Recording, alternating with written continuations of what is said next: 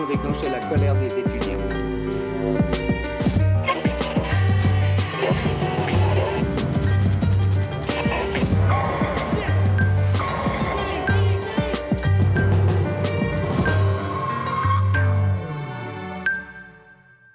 Premier Schneider, 4.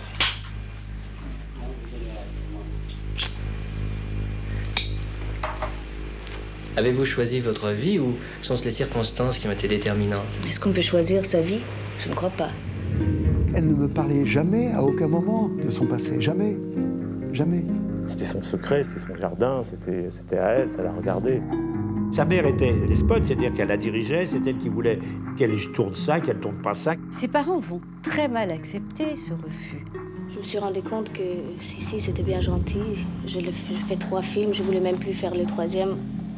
On m'a dit fais-le. C'est peut-être pas un hasard que Romy Schneider s'est mariée avec un Allemand qui était victime, très directement. Qu'elle a appelé ses enfants David, Sarah, c'est quand même pas innocent tout ça. Le petit, c'était pas un grand gamin, mais elle l'écoutait comme elle aurait écouté un adulte. Il s'occupait tellement d'elle que c'était un peu comme son homme, c'était un peu comme son copain. Pousse la guêpe, l'enculé, là. Là, pousse la guêpe, là, juste là. Vas-y. Il y a eu une espèce de lune de miel pendant ce tournage. Elle était considérée comme une actrice française, voilà, avec un petit accent. Non, je suis une comédienne, vous savez, je sais faire des trucs bien. Ça ici, je le fais pour bouffer, c'est tout, alors ne faites pas de photos. Elle n'était plus Romy Schneider, elle était le personnage du rôle. Il fallait la laisser à sa folie. Et Romy avait ça en elle. Il y avait toujours beaucoup de problèmes. Romy Schneider n'est pas quelqu'un de simple ni de facile. Je me suis dit, elle était accro, incontestablement, à ces produits que j'apportais. Vous avez parfois songé à renoncer à votre carrière? Non. Non. Vous n'y songez jamais? Si, ça arrivera. Qu'est-ce qui pourra faire arrêter votre carrière? Moi, même. C'est tout. J'aime pas penser à ça.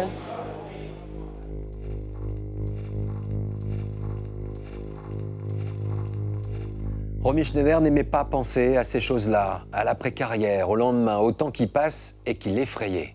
Dans ce visage, ce regard, ce jour-là, il y a tout ce qu'elle était, lumineuse et sombre, inquiète et tourmentée, et puis comme une évidence, belle, tellement belle. La vie de Romy Schneider, actrice allemande, autrichienne et qui deviendra une femme française, aurait pu être un conte de fées, celui d'une petite princesse insouciante qui aurait vécu paisiblement avec son statut d'enfant star. Mais elle va choisir de rompre avec les évidences, de rompre avec le passé et l'histoire d'une mère qui rêvait pourtant d'une enfant soumise. Vous allez ce soir découvrir toutes les parties secrètes, occultées du roman de cette vie incroyable. Un scénario qui est composé de tous les éléments d'une tragédie. L'enfance, l'amour, la maternité, tout cela sera un jour brisé. Voici donc le premier chapitre de ce livre que nous ouvrons ce soir. Au début des années 60, Romy est déjà une star en Allemagne, mais elle va choisir l'exil.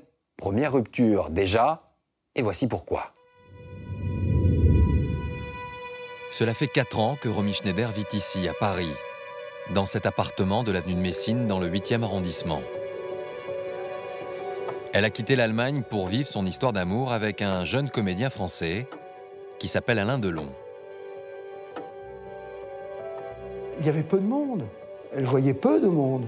Elle sortait pratiquement pas.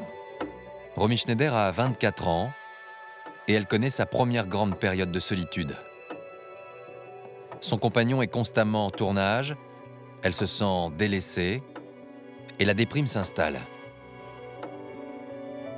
C'est aussi à cette époque-là qu'elle commence à s'interroger sur ses souvenirs d'enfance. Elle ne me parlait jamais, à aucun moment, de son passé. Jamais. Jamais. C'était son secret, c'était son jardin, c'était à elle, ça la regardait. Et nous-mêmes, jamais on se serait permis de lui poser des questions sur des domaines dans lesquels sur lesquels elle n'ouvrait pas elle-même la porte. Son enfance a été quelque chose de très conflictuel dans sa tête. Jamais un mot sur l'Allemagne, non, jamais un mot sur l'Allemagne. Des souvenirs qu'elle n'évoque donc avec personne, ou presque. Tout le monde l'ignore, mais à cette époque-là, Romy a trouvé une confidente. Une femme qui s'est exilée d'Allemagne il y a des années pour fuir le régime nazi. Cette femme, c'est l'énigmatique comédienne Marlène Dietrich. Elle a trouvé dans Marlène une espèce de refuge dont elle avait besoin. À Paris, elle était perdue. Elle était perdue, incontestablement.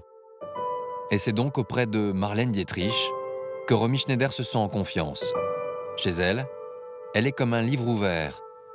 Un livre qui s'ouvre sur son histoire familiale, un passé qui la hante de plus en plus.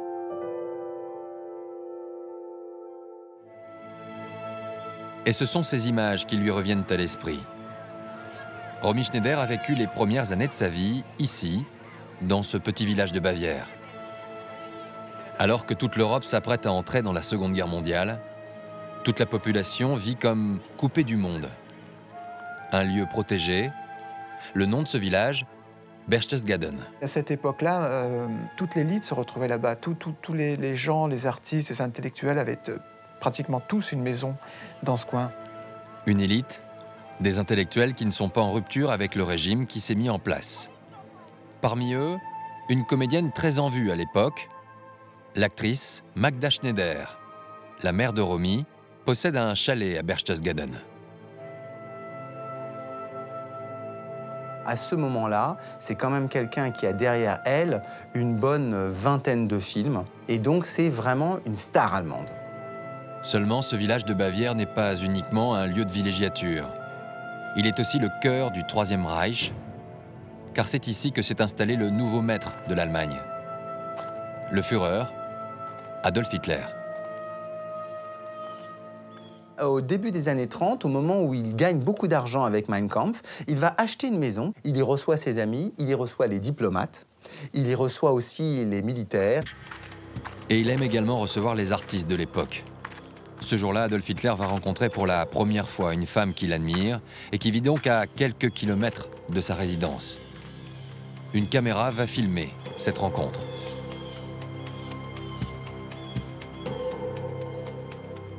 Celui qu'on voit au premier plan, évidemment, c'est Adolf Hitler. En face de lui, il y a Gerda Bormann. Gerda Bormann, c'est la femme de Martin Bormann, qui est l'adjoint d'Adolf pour le Parti national-socialiste. Et juste derrière, si vous faites attention, vous voyez cette femme blonde, eh bien, c'est Eva Braun, c'est la compagne d'Hitler. Et soudain, Eva Braun se retourne et va chercher cette femme au chapeau, qui porte également des lunettes. Cette femme qui apparaît, sourire aux lèvres, c'est Magda Schneider.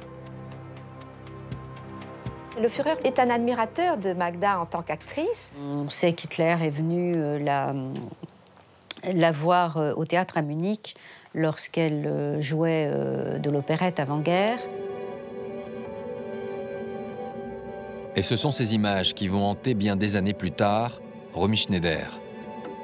Car l'histoire ne s'arrête pas à cette rencontre. Elle entretient, Magda, des rapports très cordiaux avec l'entourage du Führer. Elle connaissait Martin Bormann, elle connaissait évidemment Joseph Goebbels.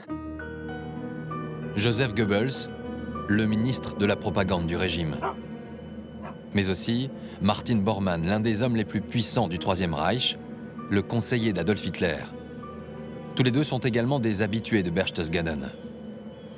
Magda Schneider les côtoie donc, et loin d'être en marge du régime, elle va même profiter de certains avantages. Il est clair qu'on ne peut pas faire une carrière en Allemagne à cette époque-là sans avoir l'aval du ministère de la Propagande, sans avoir l'aval des dirigeants du régime. Et preuve que Magda Schneider n'était pas une artiste comme les autres, ce document du ministère de la Propagande. Il dresse la liste des hommes et des femmes qui seront exonérés d'impôts, liste sur laquelle on retrouve ici le nom de Magda Schneider.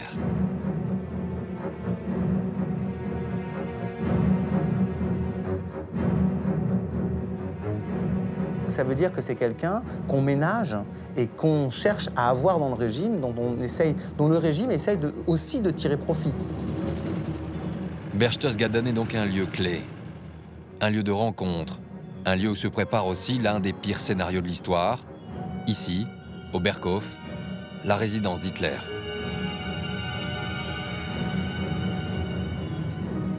Mais c'est aussi, alors que la guerre éclate, un village figé comme hors du temps, où des enfants jouent innocemment, sans savoir, sans connaître l'horreur qui se joue, non loin de là, au cœur de l'Europe. Et c'est dans ce contexte que Romy Schneider vit son enfance avec son frère Wolf. Les enfants de Bormann jouaient avec Romy Schneider, donc ils étaient ensemble. Il ne savait pas ce que représentait au point de vue politique le Führer et son régime. Romy passe donc les premières années de sa vie dans ce village protégé de l'horreur. Et il lui faudra du temps avant de comprendre réellement où elle avait passé son enfance, aux côtés de sa mère. Elle s'est vraiment sentie responsable, comme toute une génération qui ne l'était pas, dans ce qui s'était passé en Allemagne. C'est donc de tout cela, de cette histoire, de ces doutes, que Romy Schneider vient s'entretenir bien des années plus tard, auprès de Marlène Dietrich. Marlène Dietrich qui, elle, a su s'affranchir de l'Allemagne qu'elle ne voulait pas. Elle quittera son pays avant qu'il ne bascule, et elle s'opposera à ce qu'il était devenu. Romy Schneider n'a donc pas choisi Marlène Dietrich par hasard. Elle est pour elle un symbole fort. Elle est en quelque sorte l'anti-Magda Schneider. Jusqu'où ma mère a-t-elle pu aller? Pourquoi une telle proximité avec le régime nazi? Et voilà des questions qui, vous allez le voir progressivement, vont émerger dans l'esprit de Romy. Cependant, il faudra du temps, car avant cela, bien loin de ces doutes, de ces questions, il y aura une histoire plus simple. Celle d'une mère avec sa fille, celle d'une jeune comédienne face à son Pygmalion. Les temps ont changé. Le régime nazi a dû capituler et à la sortie de la guerre, Magda Schneider essaie tant bien que mal d'exister. Car depuis quelque temps, c'est un sourire de façade qu'elle affiche devant les caméras. Après-guerre, un certain nombre des personnalités qui avaient été très en cours sous le nazisme sont regardées désormais avec une certaine forme de suspicion. Magda Schneider n'est donc plus en cours. Sa carrière s'est arrêtée brusquement. Alors, pour ne pas tomber dans l'oubli et pour se racheter une virginité au cinéma, elle a une solution toute trouvée. Pendant des années, on peut vraiment dire que Magda Schneider va utiliser sa fille pour cette nouvelle carrière.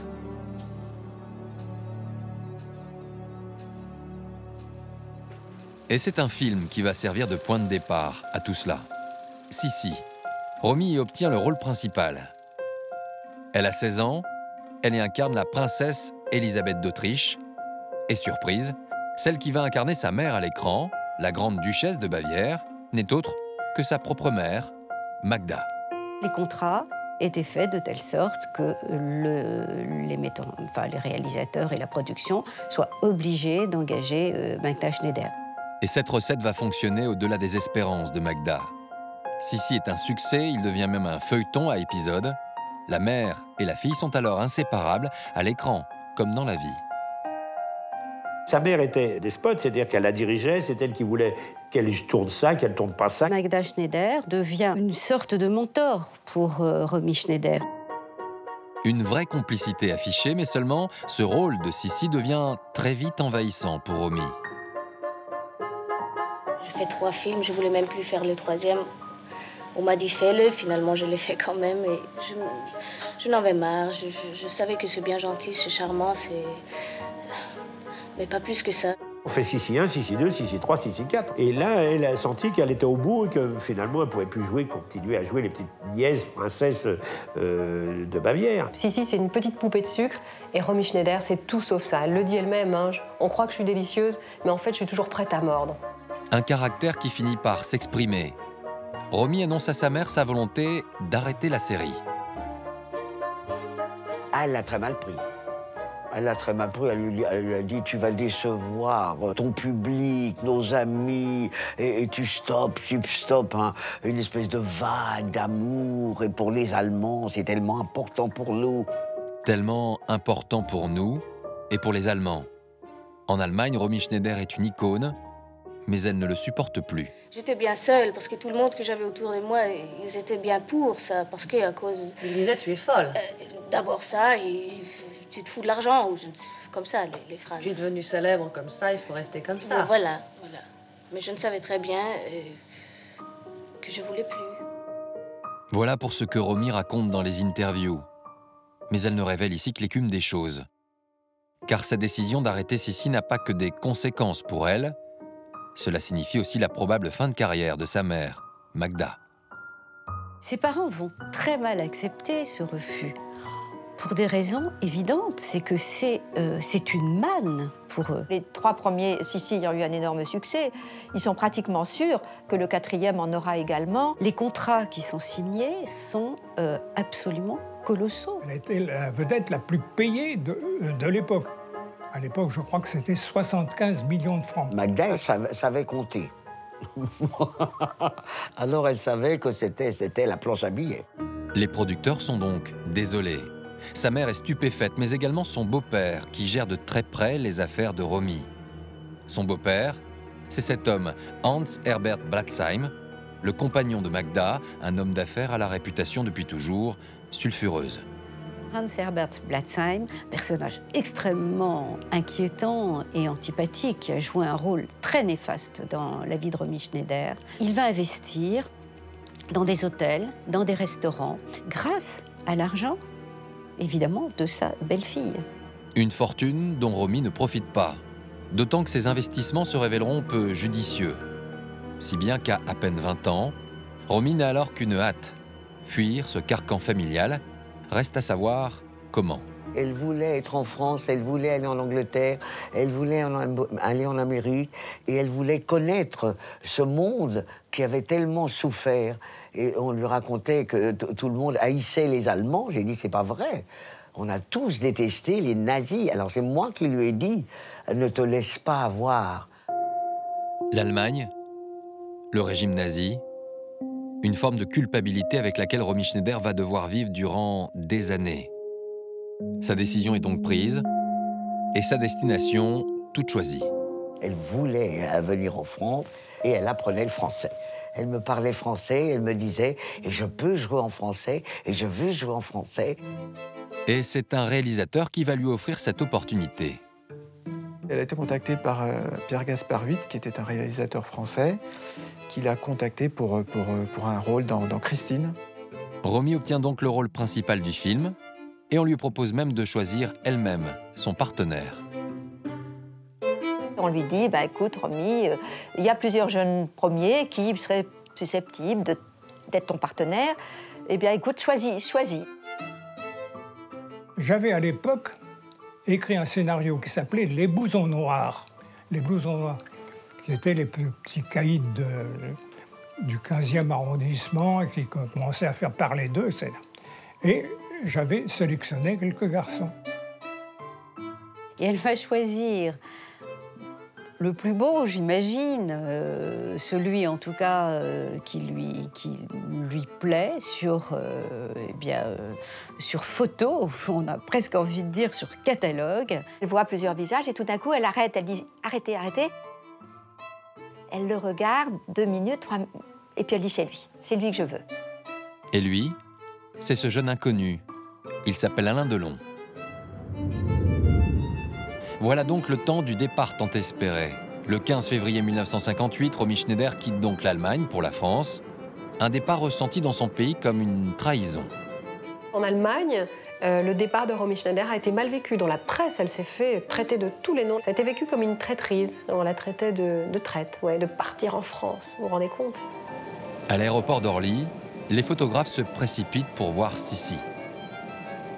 C'était la plus grande star en Europe. Les balcons d'Orly sont remplis de monde. On n'avait pas encore les vedettes d'Amérique qui venaient facilement, donc c'était quelque chose de nouveau. On a attendu au pied de... Ça, on pouvait aller sur le tarmac à l'époque. Elle est descendue superbe. C'était une petite princesse qui arrivait, qui était pure, innocente et qui venait découvrir la France. Ce jour-là, elle est attendue par le jeune acteur français encore totalement inconnu, et celui-ci n'est pas tout à fait à l'aise. C'est la production qui l'a obligé à venir accueillir la star.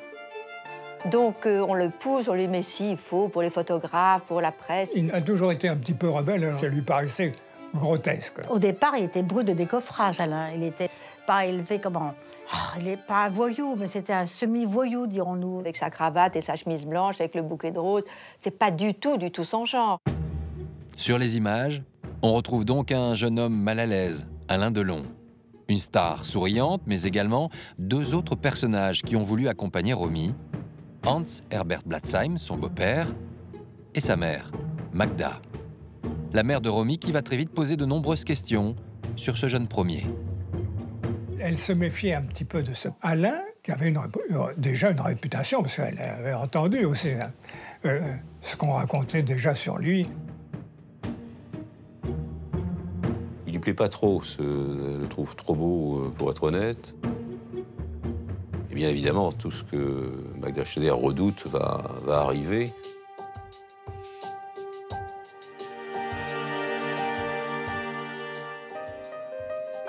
Le tournage de Christine commence à Paris. Aux côtés de Romy Schneider et Alain Delon, il y a un autre couple de jeunes acteurs, Jean-Claude Brialy et Sophie Grimaldi, dont c'est l'un des premiers rôles au cinéma. Elle est le témoin des premiers instants partagés entre Romy et Alain Delon. Au départ, elle se demandait qui était ce mec. Ça c'est très net. Les premiers jours, elle s'est dit, c'est quoi ce Français? Parce qu'elle était grande star. Il était très brusque avec elle. Et même, il a été quelquefois même très méchant. Elle le trouvait très prétentieux. D'ailleurs, c'est ainsi que la presse allemande considérait Delon comme un petit coq gaulois prétentieux.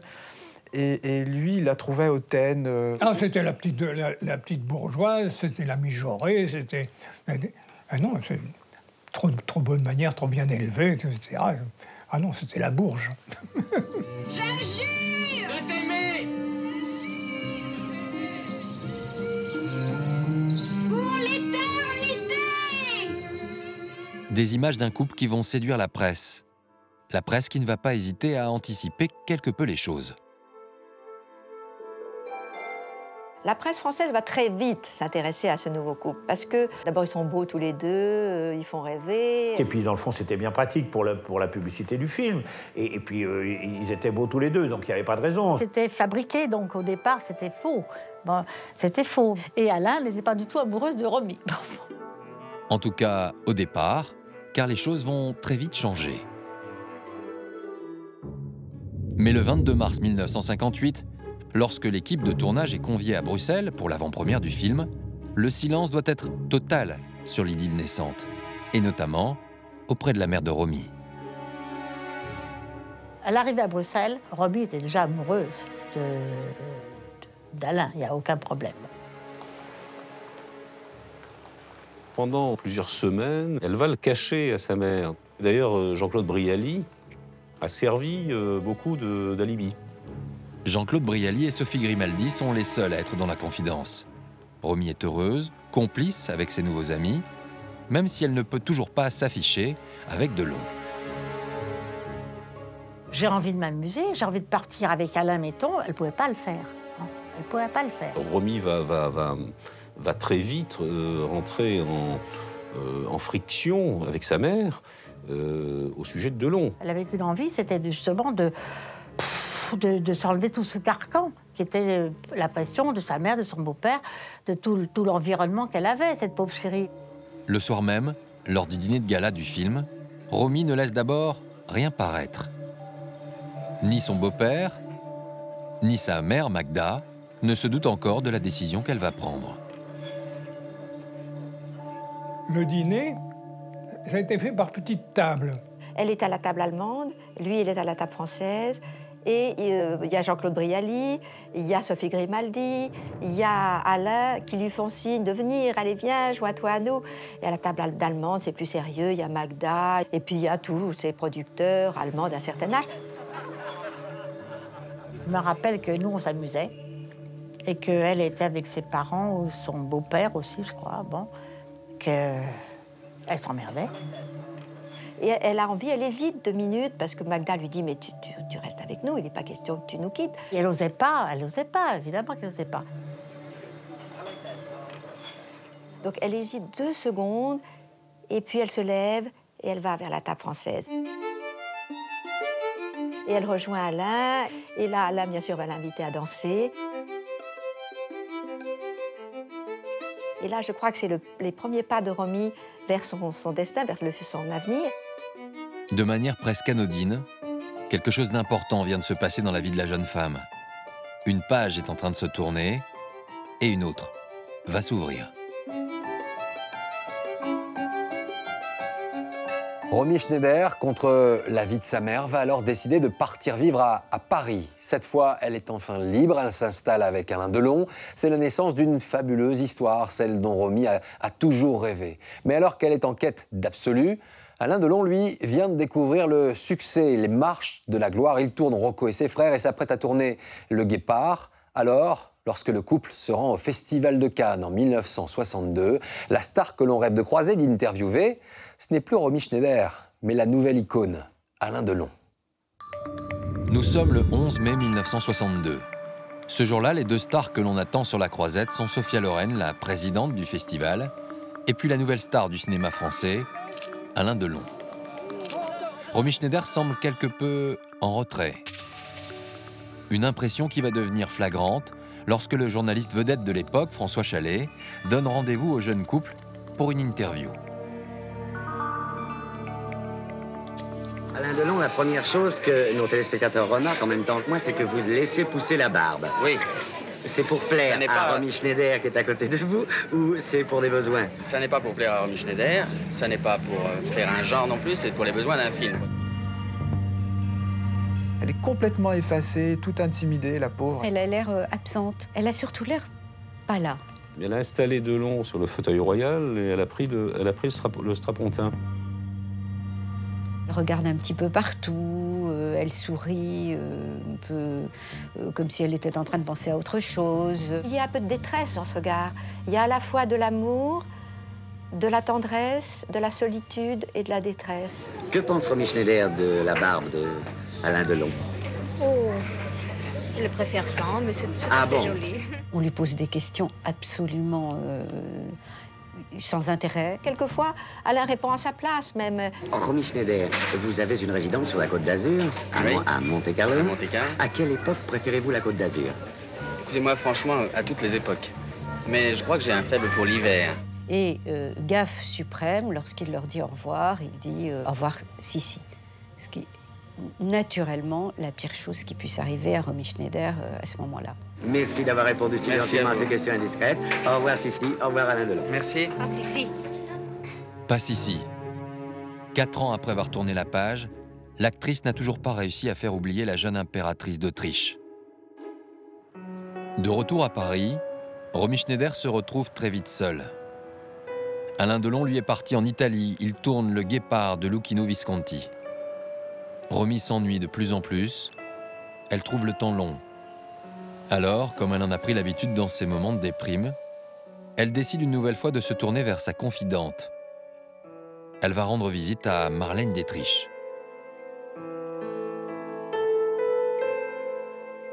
Elle parlait de la vie, c'est-à-dire qu'elle avait 62 ans, elle avait tellement vécu. Elle connaissait les hommes, elle avait eu Gabin, elle a eu tellement d'hommes, Marlène.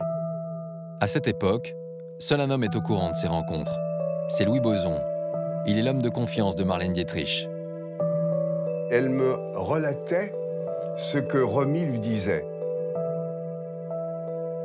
Tout ce que me relatait Marlène à propos de Romy, c'était « elle est malheureuse, elle est très malheureuse, elle pleure toujours quand elle vient chez moi ». Delon la rend malheureuse, elle ne le voit pas assez. Romy veut pourtant toujours y croire. Et c'est dans une interview à la télévision qu'elle va se confier, interview d'une étonnante sincérité. J'avoue que c'est pour moi la chose la plus difficile, de faire une vie ensemble, une vraie vie à côté de ce métier. C'est plus important que le métier? Oui, pour moi, oui. Et c'était pas avant. J'étais bien prête à me livrer corps et âme, comme on dit chez nous, à ce métier. Mais ça me fait bien peur un moment. Parce que si ça s'arrête, on n'a plus rien. Si on n'a pas quelqu'un, ou une vie, ou un coin où on peut aller, ou un enfant. Non, j'arrive. Non. Pour moi, j'ai quelque chose au-dessus de ce métier et je m'accroche bien. Et ça, je vais me garder. Voici le rêve d'une jeune femme amoureuse qui a déjà connu la gloire, face à l'ambition d'un jeune homme qui est en train de la découvrir. À ce moment précis, Alain Delon semble avoir d'autres priorités que celles de Romy. Delon n'a jamais voulu se marier avec elle. Lui, il voulait réussir.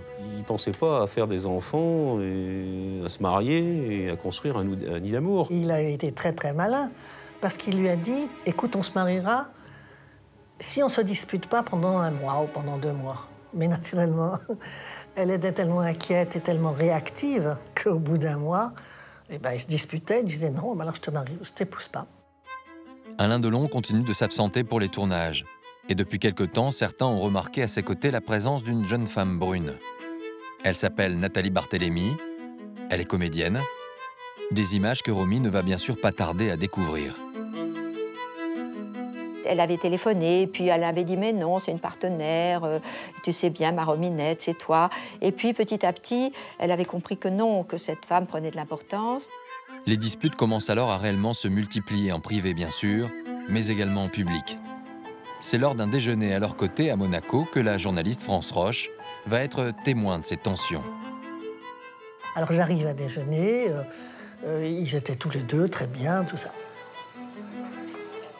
Au bout de 5 minutes, ils commencent à se disputer. Elle pouvait être très dure, très agressive. Elle se sentait agressée en permanence, hein, quelque part. Donc elle était vraiment une tigresse. Hein. Au bout de 10 minutes, Romy dit on va jouer au jeu de la vérité, tout ça en commandant les hors-d'œuvre et le poulet basquez. Elle lui dit est-ce que tu m'as trompé avec une telle? Oui, répond-il, puisque c'est le jeu de la vérité. Elle se lève, elle s'en va en courant. Enfin, ça a été le cauchemar. À l'évidence, Alain Delon ne cherche pas à se cacher. Et la rupture donc va suivre très vite. Quelques semaines plus tard, le 18 décembre 1963, Romy Schneider rentre de voyage. Elle s'apprête à retrouver Alain Delon dans leur appartement parisien de l'avenue de Messine. Elle était aux États-Unis à ce moment-là, elle est rentrée. Elle revenait, comme on revient en disant ça y est, je vais retrouver l'endroit où je vis, puisqu'ils vivaient ensemble quand même, avenue de Messine. L'appartement était vide et sur la table, il y avait un bouquet de roses et avec un petit mot extrêmement délicat. Je pars avec Nathalie, pardonne-moi, Alain. Il y avait un mot et une lettre. Et que sur la lettre, il lui expliquait que les amours évoluaient, qu'il l'avait profondément aimé, qu'ils avaient vécu quelque chose d'exceptionnel. Elle a été foudroyée. C'est un coup de massue. Quelque part, elle l'accepte parce qu'elle n'a pas le choix, mais à l'intérieur d'elle-même, elle le refuse.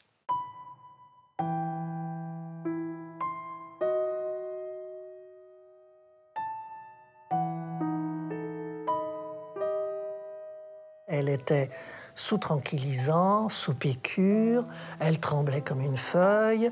Elle était, mais c'était vraiment une loque.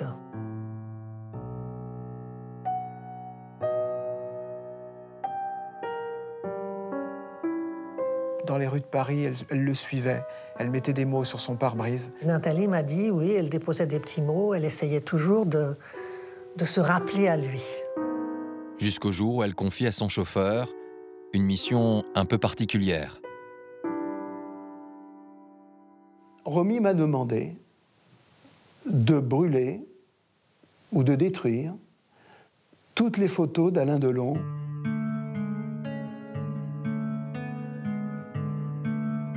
Je me suis retrouvé avec une boîte de souvenirs. Ce n'était que des photos personnelles.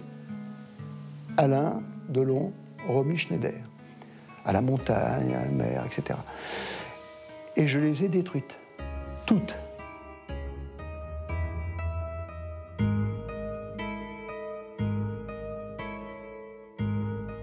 Quand on connaît l'histoire, c'était effectivement une rupture. C'était la vraie rupture. C'est qu'il y a forcément un grand tournant, ou dans sa tête, ou dans son cœur, ou dans les deux, mais il y a un tournant. Donc la page est tournée. D'apparence, peut-être, mais elle est tournée.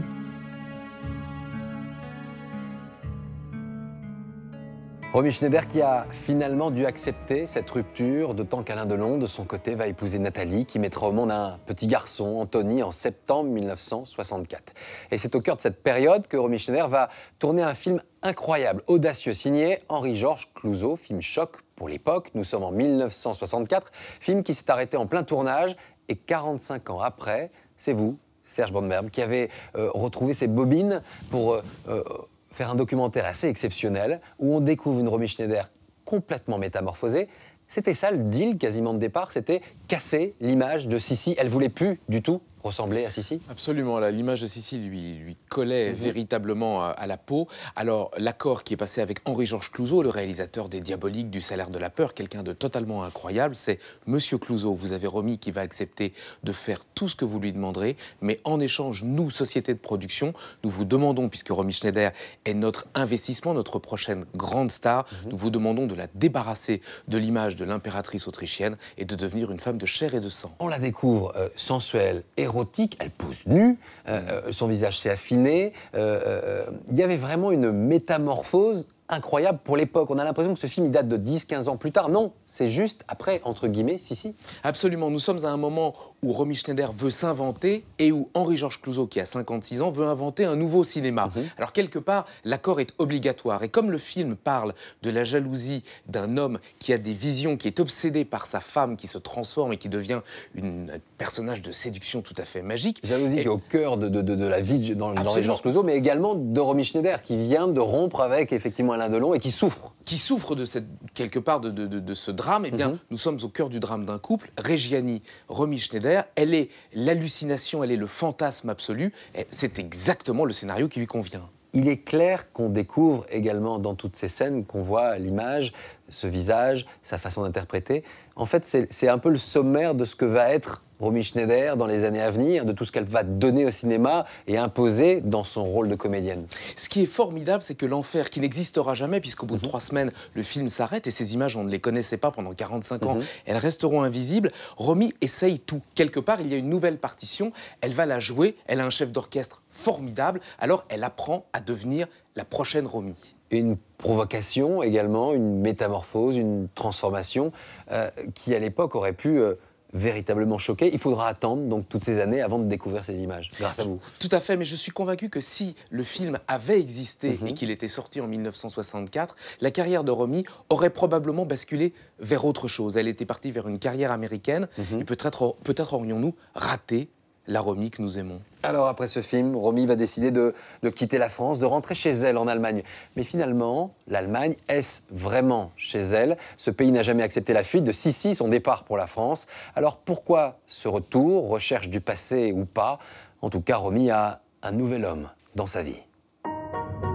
Nous sommes le 6 mai 1966. 2 ans et demi ont passé depuis sa rupture avec Alain Delon.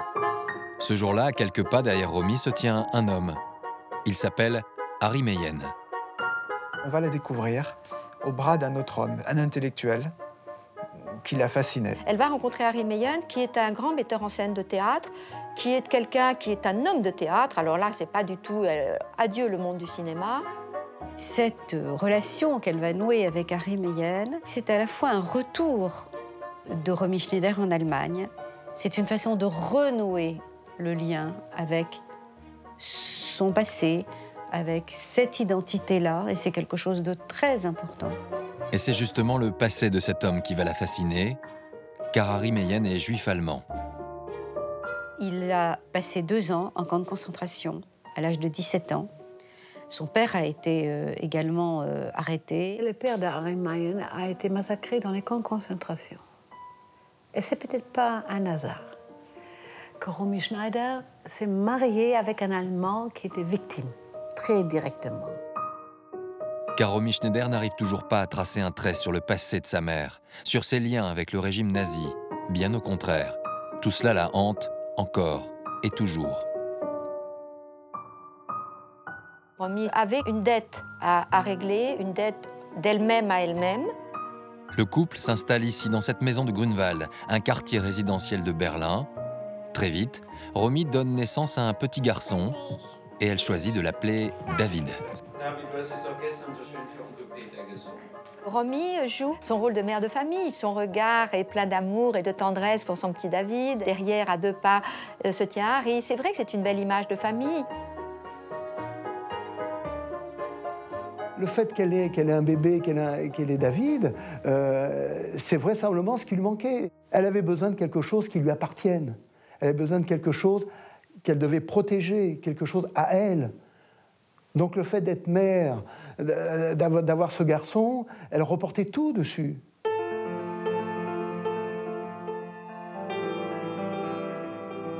Elle a été, à cette époque précise de sa vie, une femme heureuse d'être mère, une femme fière de son mari qui montait des pièces formidables. Il lui a semblé trouver un îlot de sécurité dans la personne de ce metteur en scène allemand, parce que Romy se sentait très peu sûre d'elle.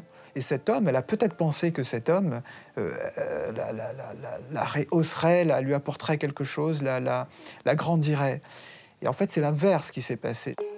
Car derrière cette image de bonheur apparent, se cache en fait un homme extrêmement tourmenté.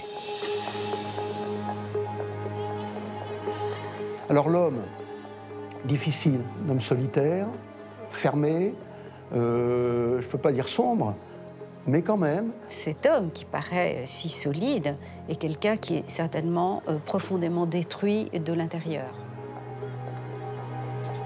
Mayenne était une sorte de chef de troupe de gens qui jouaient des classiques, de l'avant-garde allemande, etc.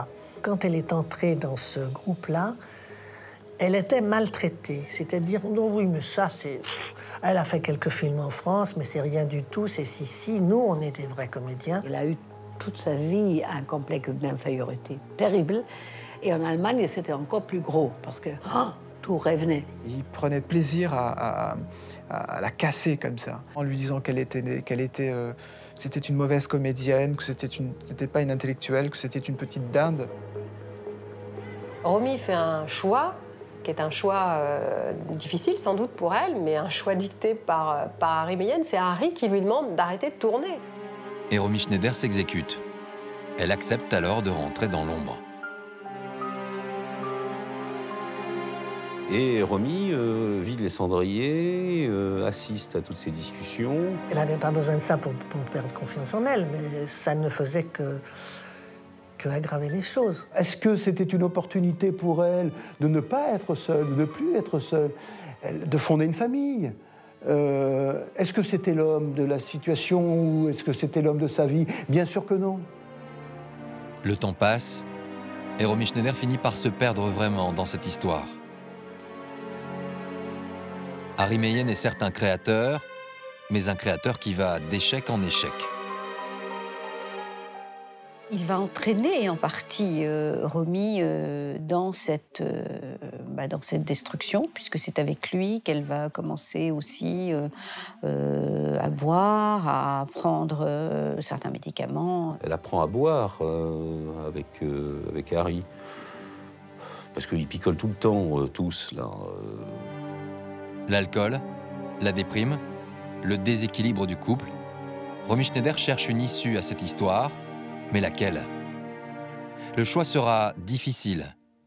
Elle le racontera quelque temps plus tard, dans une interview. Ce métier, il ne me lâchait pas. Les propositions que j'avais ici, de l'Allemagne, c'était des choses qui ne m'intéressaient pas du tout, pas du tout. Et je me suis dit un beau jour où tu continues sur scène en Allemagne, où tu casses, tu fais vraiment autre chose. Quoi? Ça, je ne savais pas moi-même. Et puis Alain a téléphoné. Alain, c'est Alain Delon, le premier homme de sa vie qui, un matin de 1968, appelle Romy chez elle en Allemagne. Il lui parle alors d'un projet. Il veut qu'elle vienne le rejoindre, il a un rôle pour elle dans son prochain film. C'est lui qui un jour a eu l'idée de Romy Schneider, d'aller la rechercher. Mais cette idée d'Alain Delon n'est pas évidente pour les producteurs, car en France, Romy Schneider ne représente plus grand-chose.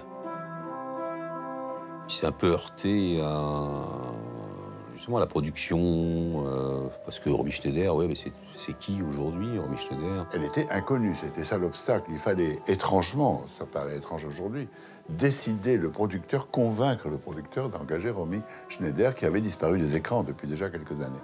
Et un jour, Alain avait dit, ça sera Romy Schneider ou je ferai pas ce film. Un argument qui finit par convaincre la production.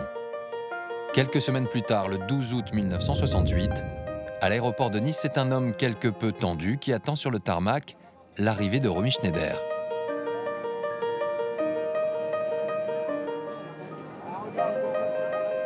Il est un peu tout, pas excité, j'allais dire, non, mais tout ému là d'attendre. Il va un peu à droite, à gauche. Il était assez impatient, hein. Vous savez qu'il était un peu nerveux, toujours, enfin nerveux, Alain Delon. Et là, effectivement, il attendait avec beaucoup d'impatience. Alain Delon, dans quelques instants, Romy Schneider va atterrir sur l'aéroport de Nice-Côte d'Azur. Êtes-vous un petit peu ému? Comme Alain Delon et Romy Schneider, il y avait eu une romance entre eux, ils étaient restés plusieurs années ensemble et qu'ils s'étaient séparés, je me dis, bah, tiens, je vais lui poser la question, est-ce que vous êtes ému de retrouver Romy Schneider? Je ne cacherai pas que je suis un peu ému, oui, parce que finalement, c'est à peu près jour pour jour, après 10 ans se sont écoulés depuis la première fois où je suis venu l'accueillir sur un aéroport, en 1958. Et à ce moment-là, l'avion de Romy Schneider arrive.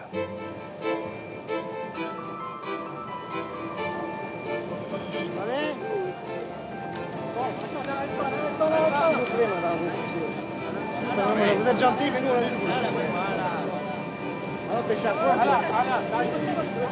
Allez, un pied.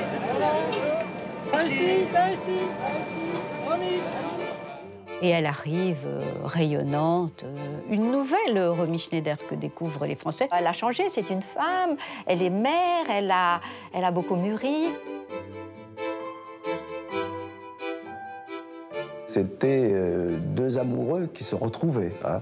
Les embrassades, entre guillemets, sont très spontanées et on sent que c'est un véritable plaisir pour eux de se retrouver.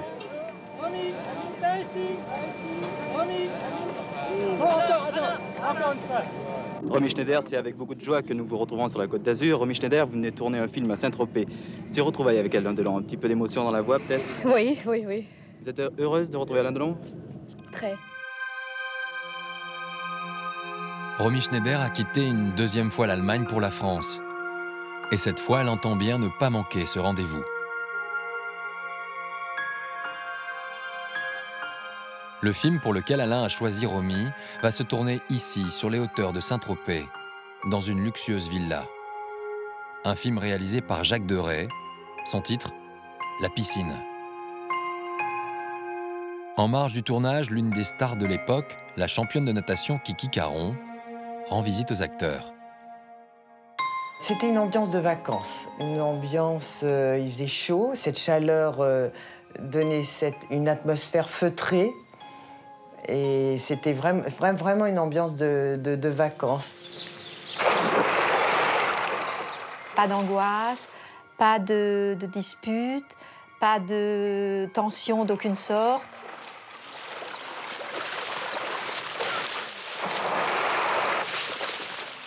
C'était très gag, c'était vachement sympa en fait. C'était, on sentait pas de pression. Elle retrouvait une atmosphère qui, à mon sens, lui plaisait beaucoup. Pousse la guêpe enculée là. Pousse la guêpe là, juste là. Là. Vas-y. Elle était très très belle. Ça ne posait aucun problème pour elle de se mettre en maillot de bain. Elle était radieuse, vraiment. On la voit totalement à l'aise et c'est assez bon signe. On voit quand même qu'elle la métamorphose commence à opérer, là. Les moments où il s'approche, où il se... Je veux dire, c'est quelque chose à la fois de charnel, d'animal, de spirituel, d'incandescent. Lorsque je les ai vus tous les deux côte à côte, je me suis rendu compte qu'il se passait quelque chose, qu'il y avait quelque chose entre eux. Il y avait une osmose, il y avait, comment dire, comme un fil invisible qui les reliait. Donc, pour la jeune fille que j'étais, c'était quand même vachement romantique, tout ça.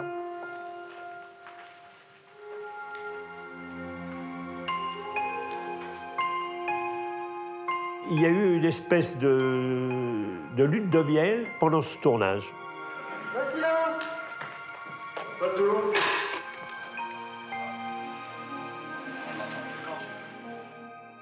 Les gens qui étaient présents respectaient cette osmose qu'il y avait entre eux, il y avait de la tendresse entre eux, c'était une évidence de toute façon. La piscine remplit son rôle avec plusieurs symboles, celui des retrouvailles pour le couple et celui de la main tendue d'Alain Delon. Elle lui a offert son premier rôle, et son premier vrai rôle au cinéma, et il lui offre finalement son retour au cinéma. Un retour qui va se concrétiser vraiment le 31 janvier 1969 à Paris. Le film est présenté ce soir-là en avant-première au cinéma Le Balzac, en présence de tous les comédiens. Là, évidemment, c'est la folie parce qu'il y a Delon, parce qu'il y a elle. Bien sûr, le couple Delon-Romy Schneider reconstitué, c'est un vrai coup de pub. C'est une formidable promo pour le film. La presse est sous le charme et la France va très vite tomber amoureuse de ce couple idéal. Toutes les femmes voulaient lui ressembler à ce moment-là. Vous voyez 2 images, 2 secondes de la piscine, vous ne pouvez plus vous en détacher et vous restez pendant 1h30 dans un autre enchantement parce que vous êtes fasciné par Alain Delon et Romy Schneider. À la sortie de la projection, Alain Delon et Romy Schneider comprennent très vite que le pari est en passe d'être gagné. Un couple qui rayonne, alors qu'à quelques mètres de là, en retrait, un homme semble quelque peu perdu. C'est Harry Meyen. Il cherche du regard celle qui est toujours sa femme. Elle va finalement faire le choix de la France, et qu'en faisant le choix de la France, elle va lâcher la main d'Harry qui est derrière. Tout d'un coup, elle a repris sa liberté. Et après, elle ne va plus vouloir en changer. Romy Schneider fait donc le choix de la France. Elle s'installe définitivement à Paris avec son fils David. C'est donc ici qu'elle va façonner sa carrière. 802 3e. Clap à la fin. Parmi les rencontres les plus importantes, celle avec le réalisateur Claude Sautet. Elle devient en quelque sorte sa muse dans Max et les Ferrailleurs, Les choses de la vie ou encore César et Rosalie. Paradoxalement, Romy Schneider est devenue la femme française idéale. Mais elle ne le sait pas encore vraiment. Et c'est un trio qui va illuminer le cinéma français de l'époque. Claude Sautet, Romy Schneider et le scénariste et dialoguiste Jean-Loup Dabadi. Vous êtes aujourd'hui académicien. À l'époque, allez, combien de films avec elle? Max et les Ferrailleurs. Aidez-moi. Dans l'ordre, Les choses de la vie, Max et les Ferrailleurs, César et Rosalie et Une histoire simple. Il y a eu Les choses de la vie, donc ce film, ce tournage avec Piccoli, une jolie histoire, touchante et dure et douloureuse, bien évidemment. Et puis quelques temps plus tard, il y aura une chanson que vous avez écrite, mais qui n'est pas dans le film, c'est ça? Non, qui n'est pas dans le film. C'était la musique de Philippe Sard, Claude Sautet, qui s'intéressait à tout ce qui n'était aussi pas dans nos histoires, et il s'intéressait aux autres choses que j'écrivais, et il s'intéressait beaucoup à la chanson. Il m'a dit, fais-nous une chanson. Elle n'avait jamais chanté, Romy Schneider, on la voit là. Enfin, je crois qu'elle n'avait jamais chanté. Et ça ne tient pas à moi du tout. C'est Claude qui l'avait convaincu, et qui avait convaincu, ce qui était encore plus difficile, Michel, de bien vouloir faire la voix parler. Une voix douce, oui. Et il y a quand même une tristesse dans cette... Ah ben, il y a une déchirure, évidemment. Il y a un vrai déchirement. Ce qui est extraordinaire, c'est qu'elle a fait ça, j'allais dire, très, très, très vite. On la regarde, là, on la voit. Moi, je ne sais pas comment vous avez fait pour ne pas tomber amoureux d'elle. C'est une question un peu classique. Je vous jalouse un peu d'avoir été aussi proche de cette femme. Elle avait cette beauté, elle avait cette grâce, elle avait quelque chose de plus. Parce qu'aujourd'hui, on regarde cette image, on la voit dans les films de Sautet. C'est la femme idéale à l'époque. Tout le monde pouvait se demander comment on ne pouvait pas tomber amoureux d'elle. Chacun a ses raisons. Et elle était tellement, comment dire, incandescente. Tellement incandescente. Elle avait une façon de vous regarder en parlant de son personnage, en parlant de votre volontaire, hein. Personne. Comment? Très volontaire également. Oui, très volontaire. Mais ce que je veux dire, c'est qu'elle était plus que séductrice, elle était terriblement séduisante. Et tout ce qui était, tous les mots qui viennent du feu sont bons pour elle. Elle était brûlante, elle était bouillante, elle était incandescente, elle pouvait être glaciale, comme on dit, le feu et la glace, et on pouvait complètement se perdre dans son regard, d'autant plus qu'elle n'avait pas le même regard dans la même heure entre le moment où elle arrivait, par exemple, au maquillage, un visage tout nu, tout nu. Une fois, j'avais rencontré, on était en train de tourner dans un couloir de projection d'un film d'amis où elle était là. Elle me dit, tu pourrais me dire bonjour. C'est vrai, c'était pas très éclairé. J'avais pas vu, elle avait un béret grenat, je me rappelle. Elle n'était pas maquillée, son visage était tout nu. Et elle était, j'allais dire, ce qui a fait partie de son succès, je crois, une femme comme les autres, avec un visage comme les autres. Et puis dès que les maquilleurs ou les maquilleuses commençaient à peindre sur son visage, dès que nous, on commençait à mettre des mots dans sa bouche, et Claude a lui donné des gestes et toute cette... comment dirais-je, cette espèce de flamme incroyable intérieure qu'il lui communiquait. Je parle de lui parce que c'est avec lui que j'ai travaillé comme metteur en scène, donc je sais qu'il n'était pas le seul, mais enfin il a été quand même son grand metteur en scène. À ce moment-là, c'est une autre personne, mais dans la même heure, c'est une autre personne qui venait à l'image. Je fais penser à quand François Truffaut me disait la voix, le visage des acteurs, c'est ce qu'ils ont de plus beau, c'est à nous, comme sur des dessins d'enfants, d'écrire l'histoire en écrivant sur eux. Et vous avez bien écrit, dessiné toute cette histoire. Alors Romy Schneider est donc au sommet de son art, elle multiplie les tournages et va se retrouver logiquement en lice pour le César de la meilleure actrice. C'est cela pour un film signé cette fois Andrzej Żuławski. Nous sommes alors le 3 avril 1976 et le maître de cérémonie ce jour-là n'est autre que Jean Gabin. Je déclare la cérémonie ouverte. Voilà. Nous sommes à la première remise des Césars. J'attendais avec une amie, comme beaucoup de personnes, à l'entrée. Comme c'était les premiers Césars, les gens étaient curieux. Et donc je l'ai vue arriver comme ça. Bon, c'était la bousculade. Elle est passée devant moi et j'ai pris la photo. Je lui ai dit, bah, écoutez, j'espère que bon, ça va bien se passer pour vous. Enfin, je n'ai pas dit bonne chance, mais je lui ai dit, je suis sûre que vous aurez quelque chose. Ça va bien se passer et tout. Et alors, elle m'a regardée, mais bon, elle était à la fois contente et en même temps très, très angoissée. Elle attendait vraiment ce résultat avec impatience. À ses côtés, il y a Daniel Biasini, son secrétaire particulier qui est également son nouveau compagnon. Elle ne voulait même pas venir, tellement elle était persuadée de ne pas gagner. Et Daniel Biasini ne lâche pas, il dit si, Rominette, on y va, on y va. Les 4 nominations pour la meilleure actrice sont Catherine Deneuve pour Le Sauvage, Romy Schneider pour L'importance est d'aimer. Romy n'y croit pas, elle dit mais non, il y a Catherine Deneuve, il y a Isabelle Adjani, moi qu'est-ce que j'ai à faire là-dedans? Elle devait peut-être penser que entre toutes ces belles femmes, pourquoi on l'aurait choisie elle? L'important c'est d'aimer. Romy Schneider. Romy Schneider. J'étais heureuse pour elle.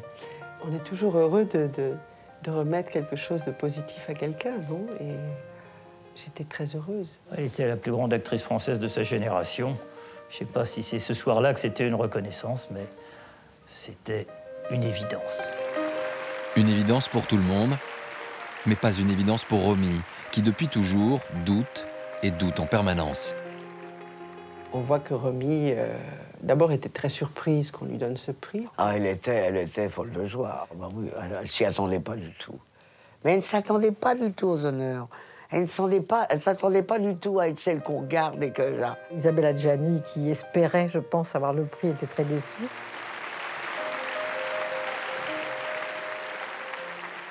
Elle monte sur l'estrade et elle enlace Yves Montand, qui a été son partenaire dans César et Rosalie. Elle avait un rêve absolu, celui d'être reconnue comme une actrice française. Et ce soir-là, c'est chose faite, apparemment. Bon, à partir de là, elle était considérée comme une actrice française, voilà, avec un petit accent. Je vous remercie beaucoup. Je suis très heureuse et très fière. Romy Schneider, meilleure actrice française. En 1976, cela dérange encore une partie de la profession. Car si pour certains ce César est une évidence, pour d'autres, peut-être pas. Dans la tête de beaucoup de gens dans cette salle, c'est l'Allemande qui gagne. Je pense qu'il y a beaucoup de gens qui n'étaient pas très contents, parce qu'il y avait une sorte de... Certains professionnels, il était des nôtres tout en n'étant pas des nôtres. Quand même, dans le milieu, souvent, on l'appelait lâche-le. C'était le lâche-le, Romy Schneider. Il n'y avait pas toujours beaucoup de respect, quand même. Certains disaient, bon, peut-être que pour cette première soirée, il fallait quand même que cette une grande actrice française, à 100%, soit primée. Et malgré tout cela, c'est bel et bien Romy qui a été consacrée. Elle quitte la scène avec en tête les images d'un tournage qui a été plus qu'éprouvant. Voilà. Là, on répète. Il garde le pantalon. Quand on va tourner, il n'y aura plus de pantalon. Ce sera beaucoup plus facile. On va lui dire que tu lèves. Vas-y, allez, vas-y, dis-lui. Allez, dis-lui que tu lèves. Vas-y. Allez, vas-y. Allez, dis-le. On se tait. Silence. Allez. La scène du début, on commence par ça, c'est énorme, quoi. C'est un truc de folie. Vas-y, vas-y, sens-le. Sens-le. Tu lui dis je t'aime. Encore. Encore. Je t'aime. Encore. Non, ça va pas. Mais je ne peux pas. Mais si, tu peux. Non, je ne peux pas faire ça. Mais c'est trop... Allez. T'as un contrat, t'es payé pour ça. Mais j'aime pas. Tu fais ce qu'on te demande. Allez. On se demande si c'est elle qui est dans la réalité et qui est redevenue une actrice has-been. Elle se donnait à 200%, quoi. C'était incroyable. Sens-le bien. Sens-le. Sens-le. Bien. Bien. Mais si de la vie tu l'aimes. Allez, vas-y. Encore. Encore. Ne faites pas de photos, s'il vous plaît. Non, je suis une comédienne, vous savez, je sais faire des trucs bien. Ça ici, je le fais pour bouffer. C'est tout, alors ne faites pas de photos. Qui c'est celui-là? S'il vous plaît.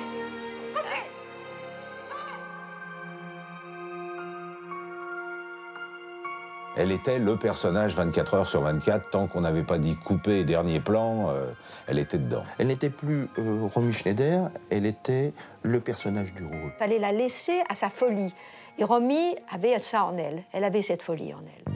Pour ce film, Romy Schneider est donc dirigée par Andrzej Żuławski, un réalisateur extrêmement exigeant. Żuławski utilisait Romy dans ses derniers retranchements. Il l'a poussée au maximum. C'est un metteur en scène qui est très efficace, de façon très dure, mais qui sait, bien sûr, ce qu'il veut. Il a exigé d'être des choses... Il l'a poussé vraiment à bout. Et Romy exécute les ordres. Elle est sous la pression constante du réalisateur. Żuławski, c'est un manipulateur absolument génial, et elle était partie. Elle s'est laissée aller, il l'a filmée dans tous les états un petit peu difficiles. Ce qui compte dans tout personnage, quel qu'il soit, c'est de trouver ce qu'on appelle la vulnérabilité, le point faible, le point fragile, où ça risque de se casser à tout moment. Et parfois, justement, le fil casse. À force de donner, épuisée psychologiquement, Romy craque à plusieurs reprises. Il y a eu des heurts, des grands moments de joie, mais c'était une tension permanente. Quand on tourne 20 fois ou 25 fois une prise, à la fin on craque. Donc il lui arrivait très souvent, elle donnait tellement qu'elle n'en pouvait plus, quoi. Il fallait arrêter, il fallait qu'elle se repose.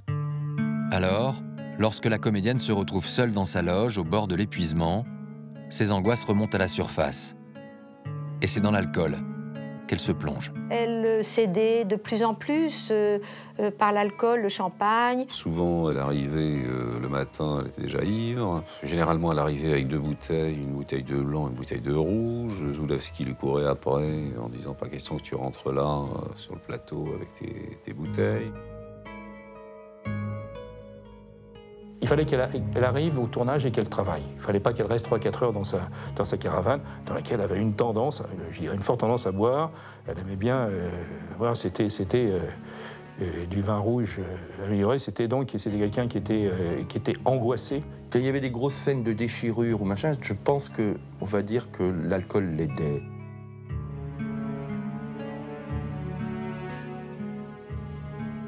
Elle était paumée aussi. C'était de toute façon remis dans même son personnage. C'était une femme très fragile, mais qui était paumée de temps en temps complètement. Elle était épuisée, moralement, physiquement. Et en fait, après ce film, elle a fait une dépression. Une dépression et un malaise que Romy Schneider a du mal désormais à dissimuler lors des tournages. L'une des choses qui la tourmente le plus à cette époque, c'est le temps qui passe. Romy Schneider refuse de vieillir. Elle demandait si elle allait être aussi séduisante vieille qu'elle savait être séduisante. Elle avait des angoisses elle avait peur de ne pas séduire. Elle était très complexée par son corps, très complexée par le fait qu'elle avait tendance à prendre du poids. Elle savait que les actrices, après un certain âge, elles sont marginalisées complètement. Elle avait un peu peur de cela. Vous avez parfois songé à renoncer à votre carrière? Non. Non. Vous n'y songez jamais? Si, ça arrivera. Qu'est-ce qui pourra faire arrêter votre carrière? Moi, même. C'est tout. J'aime pas penser à ça. Romy Schneider ne cache donc plus ses tourments. À cette époque, elle est dure avec elle-même, mais aussi avec les autres. Moi, je l'ai vu incisive avec un partenaire qui était... Je l'ai vu incisive, oui, plusieurs fois sur le plateau. Elle se mettait en colère, elle criait, elle pouvait crier, elle pouvait pleurer. Elle pleurait beaucoup. Donc tout de suite, dès qu'elle explosait, elle le regrettait presque instantanément. On parlait beaucoup dans la profession de certaines difficultés qu'elle pouvait avoir, des retards ou plutôt des problèmes physiques. À cette époque, Romy Schneider commence le tournage d'un nouveau projet, La Banquière. Ariel Zetoun, qui est l'un des producteurs du film, va découvrir sur le tournage la complexité de la comédienne. Il y avait toujours beaucoup de problèmes. Romy Schneider n'est pas quelqu'un de simple ni de facile. D'un seul coup, elle était incapable de franchir la porte de la loge parce que quelque chose la retenait. Alors c'était différentes choses. Ça pouvait être quelque chose, une scène simple qu'elle ne savait pas comment affronter. Je prenais mon temps, j'allais derrière sa porte de la loge, je lui parlais, on lui faisait livrer des fleurs, du champagne. Au bout d'un moment, elle ouvrait la porte, elle disait « Venez boire avec moi, je ne vais pas boire toute seule ». Alors on rentrait, on buvait avec elle, on parlait, on détendait l'atmosphère, on dédramatisait. Puis à un moment donné, elle disait « Bon, allez, on y va ». Dans ce film, la comédienne Noëlle Châtelet doit jouer aux côtés de Romy. Elle vient ce jour-là timidement se présenter pour la première fois. J'arrive dans la salle de maquillage, je rentre et je vois Romy Schneider assise dans un fauteuil, complètement recroquevillée par l'angoisse, la peur, comme un animal traqué. J'ai eu cette impression-là. Donc je me suis approchée d'elle et je me suis présentée en disant « Voilà, je suis Noëlle Châtelet, je dois jouer avec vous. Et vous vous appelez Noël ?» me dit-elle. J'ai dit oui. Et elle m'a pris les mains, les a serrées très très fort. Et elle m'a dit « J'ai peur, Noël. » Et là, j'ai eu une émotion, mêlée de surprise d'ailleurs, devant cet aveu, parce que je l'ai sentie désemparée. Désemparée.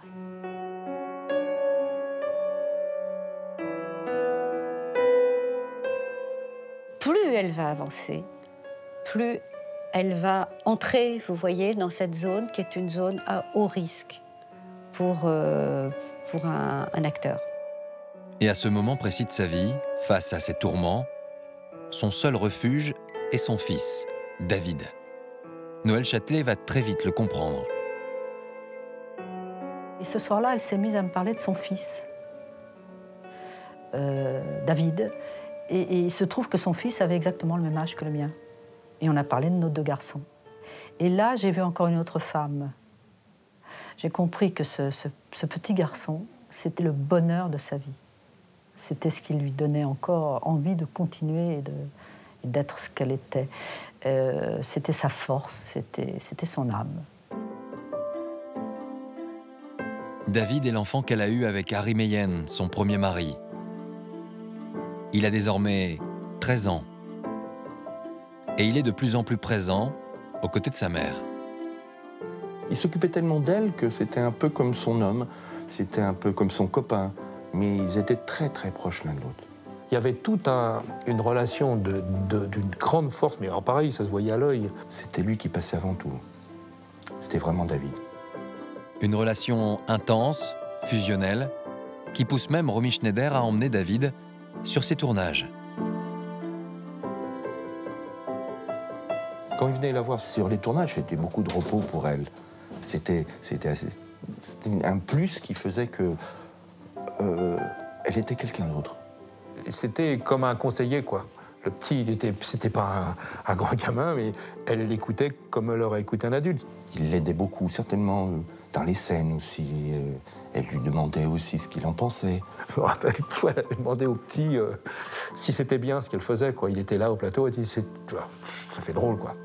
Et un jour, Romy Schneider va jusqu'à demander au réalisateur Bertrand Tavernier si David ne pourrait pas apparaître dans l'une des scènes de son dernier film.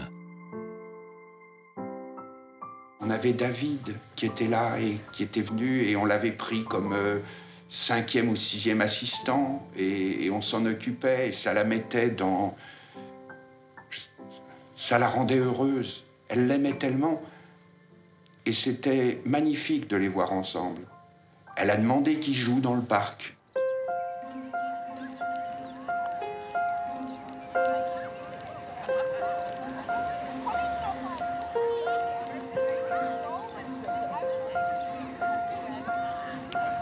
Des images, des regards, tout cela est imprimé sur la pellicule d'un film intitulé « La mort en direct ».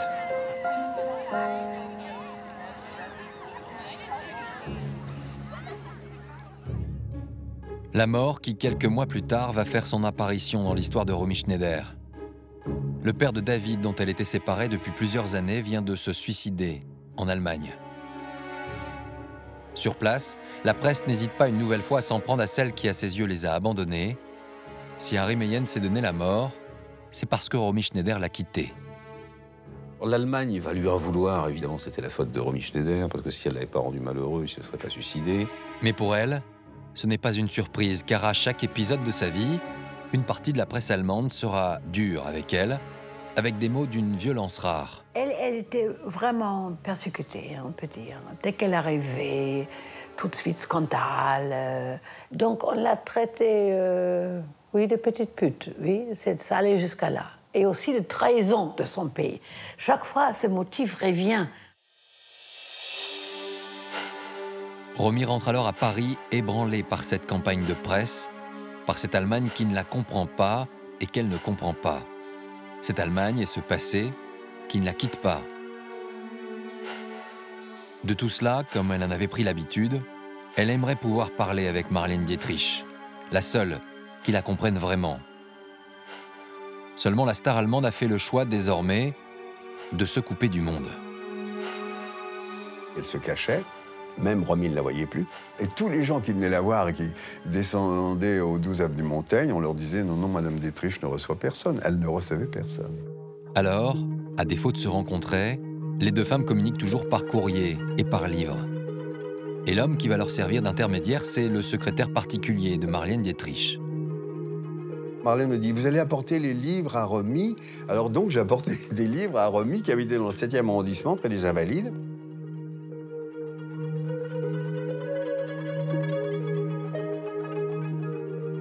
Lorsque j'arrivais chez Romy, ce qui me surprenait, c'est qu'elle m'ouvrait toujours la porte. Quand il y avait des visiteurs, c'était toujours la femme de chambre ou quelqu'un d'autre qui recevait. Or, Romy, c'était toujours moi à qui elle ouvrait la porte. Ce trajet devient de plus en plus régulier, des livraisons de livres qui commencent même à intriguer le messager. Bon, j'ai porté un paquet, 2 paquets, 3 paquets. Les portes s'ouvraient toujours sur Romy.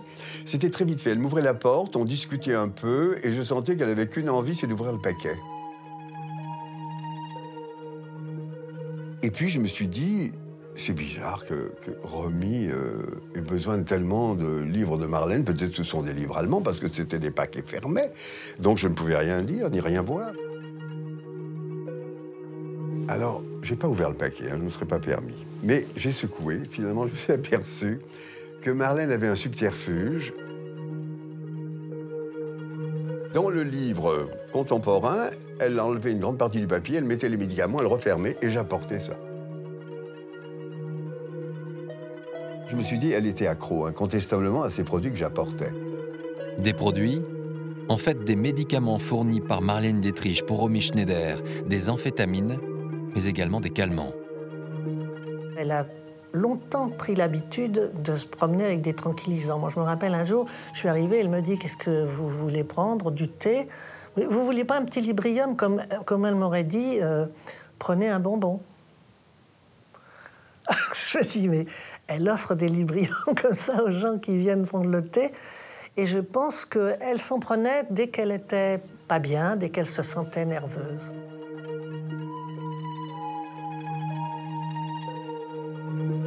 Marlène Dietrich et Romy Schneider, deux stars qui finalement partagent les mêmes mots un mal de vivre qui les pousse à utiliser les mêmes remèdes. Mais ce qui les rapproche également, c'est bien sûr l'Allemagne, ce passé tourmenté, un passé, des images qui remontent de manière très vive dans l'esprit de Romy Schneider. Lorsque, vous allez le voir, l'antisémitisme s'invite à nouveau brutalement au cœur de l'actualité.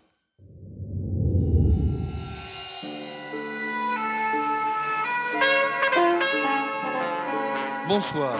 Une voiture ou un camion piégé vient d'exploser dans le 16e. Nous sommes le 3 octobre 1981 et Romy Schneider découvre l'horreur sur l'écran de son poste de télévision.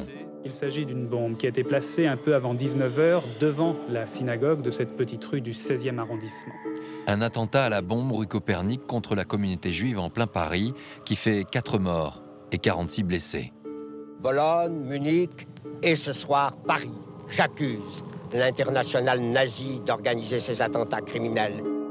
L'antisémitisme, toujours vivant après tant d'années, ces images choquent profondément Romy Schneider.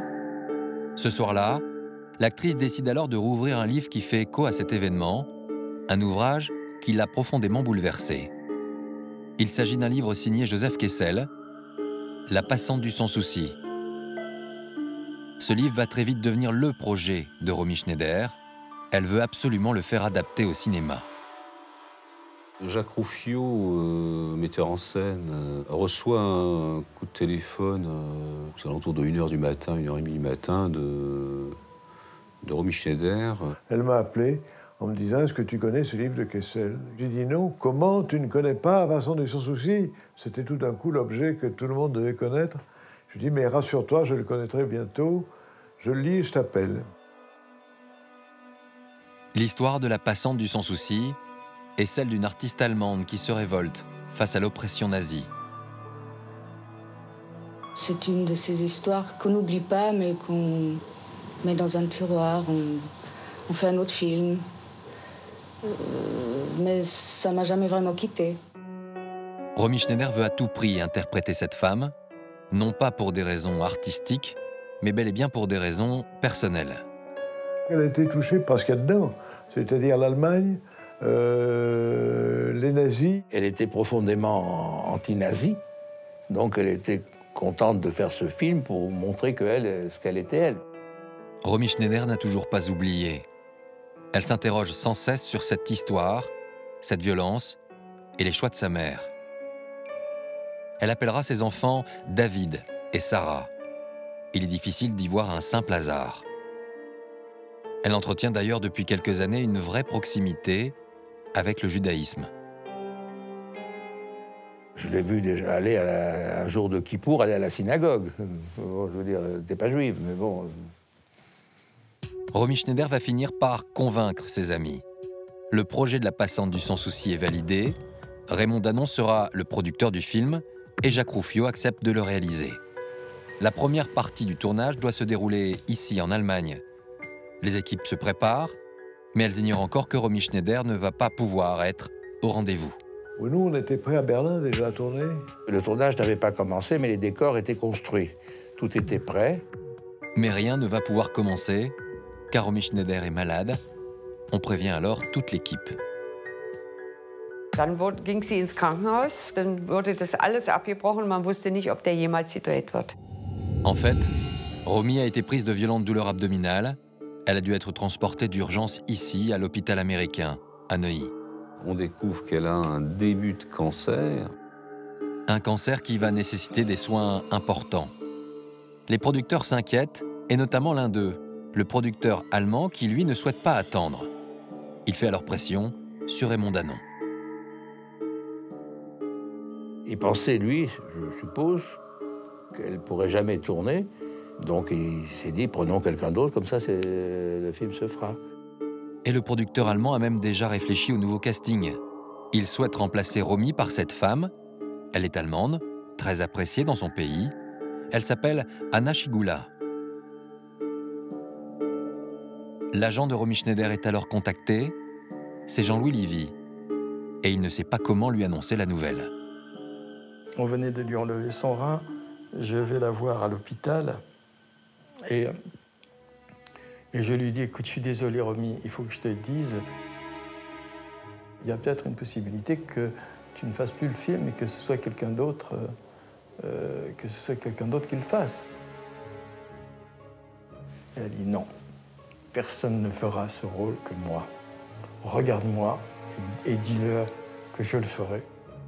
Romy Schneider convoque alors Raymond Danon et elle lui réclame une faveur. Elle m'a fait promettre, je me souviens, elle était encore hospitalisée, elle m'a fait promettre de ne pas faire le film avec quelqu'un d'autre qu'elle, et je lui ai promis. Je dis, c'est Romy, c'est Romy. Mais si on ne fait pas le film, ben on ne fera pas le film. Qu'est-ce que je te dis? Le film est donc bloqué pour le moment. Pas d'Anna Schygoula, mais pas de Romy Schneider non plus. Alors Romy va se battre, elle se soigne, quitte l'hôpital et annonce qu'elle sera bientôt prête pour le tournage. Tout semble enfin aller pour le mieux. Seulement, elle ignore encore qu'elle s'apprête à vivre la plus terrible épreuve de sa vie. Nous sommes alors le 5 juillet 1981, à Saint-Germain-en-Laye. Ce jour-là, David était allé faire du vélo avec ses amis et il était chez ses grands-parents, les Biasini, les parents de Daniel Biasini. Et il devait rentrer, il avait fini sa petite course en vélo, il rentrait. Pour ne pas déranger ses grands-parents qui faisaient la sieste, le portail étant fermé, il a voulu escalader. Et l'enfant qui dit qu'à Saint-Étienne, je ne vais pas les déranger, je vais sauter.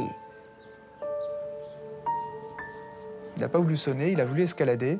Ce qu'il a fait, il a glissé. En glissant, le garçon de 15 ans tombe et se blesse profondément sur la grille. Il est transporté aux urgences de Saint-Germain-en-Laye. Ce jour-là, c'est le docteur Montariol qui est de garde. David a une artère perforée et il est inconscient. On a pensé pendant tout le début de l'intervention qu'éventuellement on pourrait le sauver, oui. Ça a duré peut-être 1 heure, guère plus. Il s'était produit des dégâts anatomiques, si vous voulez, qui n'ont pas permis par la suite de le récupérer et de le sauver. Il y avait cette femme assise sur un banc devant la porte du bloc opératoire. Je ne savais absolument pas qu'il s'agissait de Romy Schneider. C'était simplement une femme qui était défaite et angoissée parce que c'était son fils qui était en cause. Je lui ai expliqué les choses et je me souviens qu'elle avait quasiment déjà compris avant que la situation était si grave que son fils n'allait pas en réchapper.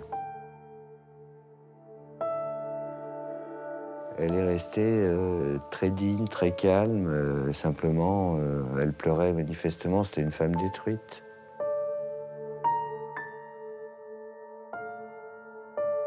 2 jours plus tard, les obsèques de David ont lieu dans la chapelle de l'hôpital de Saint-Germain-en-Laye. Alain est arrivé, Brie, tout le monde était autour d'elle. Alors là, oh mon Dieu, quelle horreur, quelle horreur. La cérémonie a lieu dans la plus stricte intimité. Alain Delon est là, aux côtés de Romy Schneider.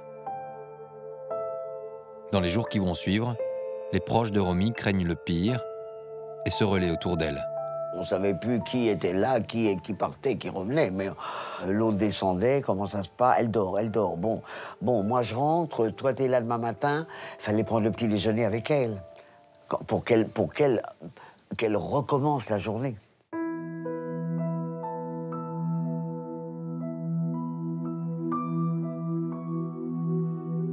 Elle me disait qu'elle ne pouvait plus vivre, oui. Elle disait qu'elle avait marre de vivre, oui. Oui, qu'elle n'avait pas envie de vivre, oui. Oui, elle dit ça, oui. Elle dit ça, oui. Je lui disais que ce qui est un vieux truc, c'est que le fait qu'elle m'en parle, ça voulait dire qu'elle ne le ferait pas. Je lui disais, si tu m'en parles, c'est bon signe. Romy Schneider écrit à l'époque ces quelques lignes sur son journal intime. « J'ai enterré le père, j'ai enterré le fils. Je ne les ai jamais quittés, ni l'un ni l'autre. Et moi non plus, ils ne m'ont jamais quitté. » Après plusieurs semaines de quasi-mutisme, Romy Schneider ne sort du silence que pour parler d'une chose, la passante du sans-souci. Elle veut à tout prix tourner ce film, et son compagnon de l'époque, Laurent Pétain, l'a bien compris. Son ami Laurent Pétain me téléphonait en me disant « Tourne ou elle va mourir ». Je dis qu'il est gentil, ça dépend pas trop de moi. Car les assureurs, eux, doutent de Romy Schneider. il pense qu'elle sera incapable d'aller au bout du tournage et il refuse de l'assurer. Nous étions assurés pour pratiquement tout, mais évidemment, s'il arrivait quelque chose à Romy Schneider, il n'y avait pas d'assurance. Les assureurs étaient... Il n'y avait rien à faire, quoi. Elle était condamnée, quoi. Donc, comme il y avait quand même le risque qu'il lui arrive quelque chose, ça aurait été une catastrophe, surtout pour moi. Alors, Raymond Danon s'interroge. Il donne rendez-vous à Jacques Rouffio dans un restaurant parisien, et voilà ce qu'il lui dit. Ou je ne fais pas le film, je ne prends pas de risque, on fait le film plus tard avec quelqu'un, hein. Ou je fais le film, je prends tous les risques, je me fais tondre sur le dos, elle n'est pas assurée, et en plus, si le film est un échec, je lui dis merci beaucoup. Je dis, mais vous faites plaisir à Romy parce qu'elle crève de ne pas tourner ce film.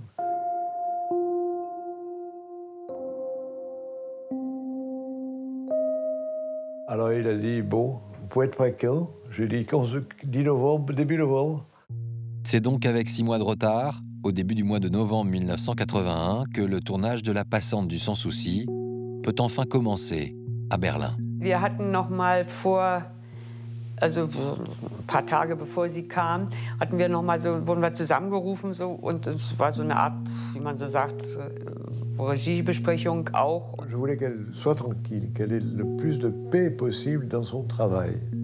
Je pensais que si j'obtenais ça, elle aurait un peu de paix la nuit pour se reposer, peut-être. Je crois qu'on aurait tout fait pour que le temps soit léger à Romy. Et le jour de son arrivée, l'actrice découvre dans sa loge un cadeau venant de toute l'équipe. Da kam unser Requisiteur auf die Idee, ihr einen riesen Blumenstrauß in die Garderobe zu stellen, und zwar von jedem eine weiße Rose. Und wir waren 60 Teammitglieder. Und das hat sie doch sehr berührt. Also sie war da doch sehr überrascht über diese Geste. Elle sentait l'amour qu'on lui portait. Toute l'équipe a été formidable, d'une loyauté et d'une tendresse. Formidable. Et dans cette équipe, il y a un acteur qui fait ses premiers pas au cinéma et qui va devenir particulièrement complice avec elle. Cet acteur, c'est Gérard Klein. Je lui ai dit, moi j'ai peur, j'ai vachement peur. Je lui ai dit, Erschrecken, ça veut dire avoir vraiment peur en allemand. Et on s'est mis à parler allemand, tous les deux, presque tout le temps. Et ça, inévitablement, ça nous a rapprochés, puis ça agaçait les autres, on rigolait. Gérard Klein la soutient, la console, mais surtout, il la fait beaucoup rire. Il y a des moments où, honnêtement, je l'ai fait rire, mais pleurer, quoi. Pleurer de rire pour des conneries. Et il a été à la fois très familier et très habile, je ne sais pas comment vous dire. Il la piquait un peu comme un matador, là, quand il sentait qu'il y avait une vague de chagrin qui arrivait sur Romy, il lui balançait une petite banderille pour la faire rire ou la faire réagir. Je ne sais pas si j'étais l'échappatoire, mais en tout cas, j'étais le bon pote. Mais c'est le contexte extérieur au tournage qui va la replonger dans ses tourments. La presse allemande la traque. Des photographes vont tenter en permanence de capter des images de la comédienne sur le tournage. Elle était souvent guettée, tout le temps, attendue et guettée par des paparazzis. Partout. Und es hieß, wir möchten bitte darauf achten, dass sich nirgends irgendwie ein Fotograf einschleicht. Quand il y avait des photographes cachés dans des fenêtres ou dans des immeubles, les techniciens de la lumière mettaient des éclairages très puissants, des projecteurs qui dirigeaient dans les fenêtres, et comme ça, les photographes ne pouvaient pas faire de photos. Une ou deux fois, Gérard Klein a dû casser la gueule à des types planqués dans des arbres. C'est vrai qu'il y a eu des scènes en extérieur où il y en avait beaucoup, des dizaines, quoi. C'était terrible. Elle pensait que les Allemands ne l'aimaient que pour les faits divers dans les journaux Arago. En tout cas, Romy en avait une peur horrible. Et si Romy Schneider est aussi terrorisée par les paparazzis, c'est qu'elle ne peut leur pardonner une photo qui est parue il y a quelque temps dans la presse. Le pire, ça n'a pas été les photographes sur le tournage. Le pire, c'est qu'il y ait un photographe qui soit allé à la morgue, ouvrir le tiroir et photographier son fils. Ça, je trouve ça ignoble. Vous imaginez ce que c'est que pour une mère qui ouvre un journal et qui voit à la morgue son fils, le corps couvert d'un drap, sur un chariot. C'est une photo absolument insoutenable. Et lorsqu'elle a vu cette photo, elle m'a appelé, elle m'a demandé de venir s'adresser à la presse, à Scandale, seule, sans public. Surtout qu'on me laisse enfin tranquille. Si on sait, vous savez, ce que certaines soi-disant photographes sont capables de faire, je pense que le public a le droit de le savoir. Qu'on se déguise en infirmier pour photographier un enfant mort, qu'il y a une certaine presse qui achète et qui publie à la une, comme on dit. Où est la morale? Où est le tact? Heureusement que son message n'était pas plus long. Elle n'aurait pas été au bout de ce message. Mais finalement, c'est sur le tournage de La Passante du Sans Souci que Romy Schneider va se retrouver réellement confrontée à sa tragédie personnelle. Au moment où elle choisit de se lancer dans ce projet, David était encore là, et elle ignorait encore qu'elle aurait à jouer un jour une telle scène, celle d'une mère face à son fils, un face-à-face qui va bien sûr prendre ici une dimension particulière. Je lui ai présenté le petit garçon qu'on avait choisi, qui était violoniste. Et quand on préparait les scènes avec ce petit garçon, elle lui a parlé à ce petit garçon. Elle lui a dit qu'elle venait de perdre son fils du même âge. Et donc, elle voulait qu'il sache. C'était un petit garçon très mûr, très adulte. Ça, je crois que c'est la pratique de la musique. Sie hatte ein klein wenig Schwierigkeiten mit dem Kind. Natürlich völlig anders. Der war ziemlich verschlossen, der Junge. So von sich aus sehr zurückhaltend und irgendwie, also sie hat da ein bisschen Schwierigkeiten gehabt. Dans le film, Romy protège Max, un enfant juif dont le père a été tué par les nazis. Elle s'apprête alors à jouer une scène intimiste avec l'enfant, et depuis plusieurs jours, toute l'équipe appréhende ce moment. Je suis arrivé sur le tournage, tout le monde était réuni dans ce studio. Il y avait une tension assez grande. Je ne suis pas là tout le temps pendant le tournage, mais quand il y a des moments difficiles, j'essaye d'être là. Et là, je considérais que c'était un moment difficile, donc j'étais là. Le matin, Romy avait du mal à se maquiller, elle avait peur de la scène, tout ça, tout le monde avait peur, etc., etc. Je venais pour la 10e fois voir si Romy était prête et elle me dit « Écoute, passe-moi tes boucles d'oreilles, dans 5 minutes, je suis prête. » Elle a retiré les boucles d'oreilles du costume. Elle a mis ses petites boucles d'oreilles bleues très, très, très jolies. Je crois que c'était une façon de me dire « Donne-moi encore 10 minutes, quoi. » Elle est arrivée, 10 minutes après, prête. Elle est arrivée devant Jacques, elle a dit « Voilà, Jacques, je suis prête. » Et sans attendre, Jacques Rouffio déclenche le moteur. Il sait très bien qu'il ne pourra pas multiplier les prises. Romy Schneider se retrouve donc pour le dîner de Noël face à Max, son fils adoptif dans le film.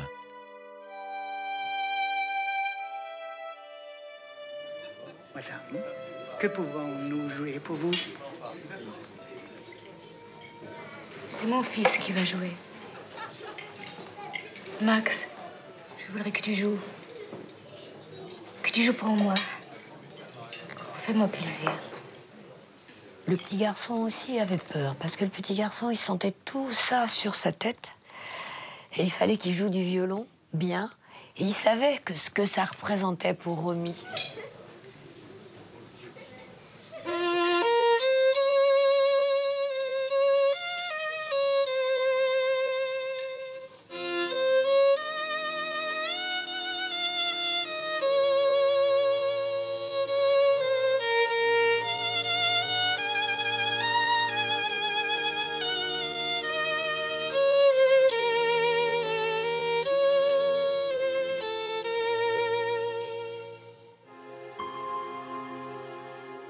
Là, elle a craqué. Elle a craqué devant la caméra parce que vraiment, c'était... Il faut dire que le gosse était touchant. Hein. Moi, j'ai vu des machinaux qui se cachaient derrière leur projecteur et qui pleuraient à chaudes larmes. Immédiatement après cette scène, Romy s'isole dans sa chambre d'hôtel, là où elle laisse aller ses émotions. Jean-Louis Livy, son agent et ami, lui rend parfois visite dans ce refuge. C'était bouleversant parce que toutes les lumières étaient tamisées et il n'y avait que des portraits de son fils.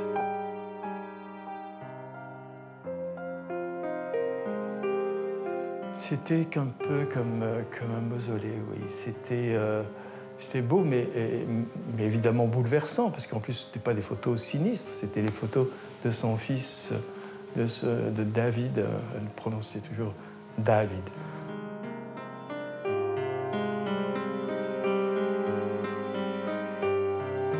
Je lui ai dit, tu ne peux pas rester comme ça, c'est trop... Elle me dit, oui, mais aussi c'est ma façon aussi de... On peut pas, vous savez, on ne peut pas juger de la manière dont les gens effectuent leur deuil, si tant est qu'ils arrivent à l'effectuer jusqu'au bout. Sa maquilleuse, qui avait été quelqu'un de très proche d'elle, venait la voir très régulièrement. Et un soir, elle est arrivée chez Romy, elle la voit assise sur son canapé, souriante, bien. Et elle lui dit « Oh, Romy, je suis heureuse, ça me fait plaisir de te voir comme ça, c'est bien, j'aime ton sourire, je suis contente. » Et Romy lui répond « Oh oui, je suis heureuse, tu sais, parce que David est venu me voir hier soir. » Après 2 mois de travail, le tournage est arrivé à son terme. Romy Schneider est allée au bout d'elle-même, mais elle a finalement réussi son pari. Wir hatten dann ein Abschlussfest, wie immer bei jedem Film. Und wollte sie irgendwie zeigen, dass sie das eben ganz toll fand und für sie ganz toll war. Und da stand ein riesengroßer Vase. Für jedes Teammitglied eine lange rosa Rose drin. Und das hat sie persönlich überreicht. Und meinte dann dazu, aus der weißen Rose ist eine rosa Rose geworden. Also damit wollte sie auch sagen, dass wir ihr geholfen haben über die ganze Zeit hinweg. Avec la fin de ce tournage, c'est une page qui se tourne. Dès lors, Romy Schneider ne pense plus au cinéma. Elle veut enfin profiter de ceux qui sont encore autour d'elle. Il y a son compagnon, Laurent Pétain, et puis bien sûr sa fille, Sarah. Ce nouveau chapitre de sa vie qu'elle veut plus calme, plus apaisé. Elle va en parler à la journaliste France Roche lors d'une interview à l'occasion de la sortie de La Passante du Sans Souci le 15 avril 1982. Personne ne peut imaginer alors qu'il s'agit de sa toute dernière interview. Je crois que je vais m'arrêter à l'âge, au moment juste, quand je le décide. Je ne voudrais pas faire jusqu'à 80 ans ce métier que j'aime beaucoup, mais non. Je voudrais être une mémé un jour à la campagne avec mes fruits, mes arbres et ma fille et vivre. Comment peut-on avoir peur du monde au point de penser à son âge, à se retirer à la campagne ? Cette espèce de besoin de solitude qui montrait donc cette blessure toujours prête à saigner. À 43 ans, Romy Schneider rêve donc d'autre chose. Et ses envies de quitter la ville pour la campagne voient le jour avec l'achat d'une maison à Boissy-sans-Avoir, un petit village situé à une 50aine de kilomètres de Paris. Le temps des travaux, Laurent Pétain, Romy Schneider et Sarah s'installe ici, dans l'appartement d'un ami, près des Invalides à Paris. Pour illustrer cette nouvelle vie, Gérard Chakmes propose à Romy une séance photo en famille. La séance doit avoir lieu le 29 mai 1982. La veille, il reçoit un coup de téléphone de Romy. On s'est parlé à 20h. Et on a parlé pendant plus d'1 heure des vêtements qu'on devait faire, des photos, de la façon dont ça allait se passer. Et elle m'a dit, vous allez voir Gérard, ça va être extraordinaire parce que ma fille est d'une beauté rare. Et elle m'a dit, bah, écoutez, je suis ravi de faire cette séance, à demain. Et puis ça fait très simplement comme ça. Le même jour, quelques instants plus tard, Romy Schneider reçoit un coup de téléphone de son agent. J'appelle Romy et on se parle pendant une vingtaine de minutes. Elle allait très très bien. Elle était tout en forme, on se marrait. Et elle me disait, écoute, je vais passer un très bon week-end et tout. Bon, on se reparle lundi. Bon, amuse-toi bien, pense pas au boulot. Puis, comme elle en a pris l'habitude, Romy s'assoit à son bureau avec un papier, un stylo et un verre de vin. Elle avait besoin de passer, comme elle disait, un moment avec David. Et donc un moment, vous voyez, de recueillement, où elle était avec son fils. Et Laurent Pétain est allé se coucher dans la chambre, laissant Romy écrire une lettre. Elle écrivait tout simplement une lettre d'excuse, comme quoi elle ne pouvait pas assurer une interview qu'on lui demandait de faire.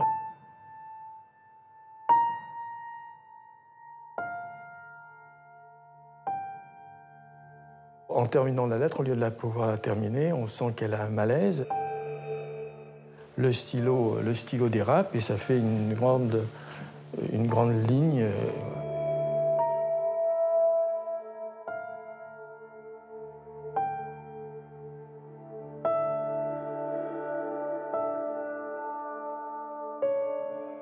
C'est au petit matin que Laurent Pétain découvre Romy Schneider inanimée. Il appelle très vite les secours. Mais il est déjà trop tard. Le décès est constaté. Le préfet de Paris dépêche alors sur place le chef de la section criminelle du parquet. J'arrive, donc on rentrait dans la salle de séjour, elle reposait sur son lit dans la chambre. Laurent Pétain était défait, on a commencé à parler ce qui s'était passé, donc effectivement on commençait à me raconter qu'il s'est réveillé vers 2-3 heures du matin, il l'a prise dans ses bras, il l'a emmenée dans le lit, et le lendemain matin en se réveillant qu'il s'est rendu compte qu'elle était décédée. Ça paraissait évident qu'elle avait dû passer la soirée à regarder cette photo, à boire de l'alcool, prendre ses cachets pour dormir ou des cachets antidéprime, et le cocktail là est catastrophique. Laurent Davenas se retrouve alors confronté à une question.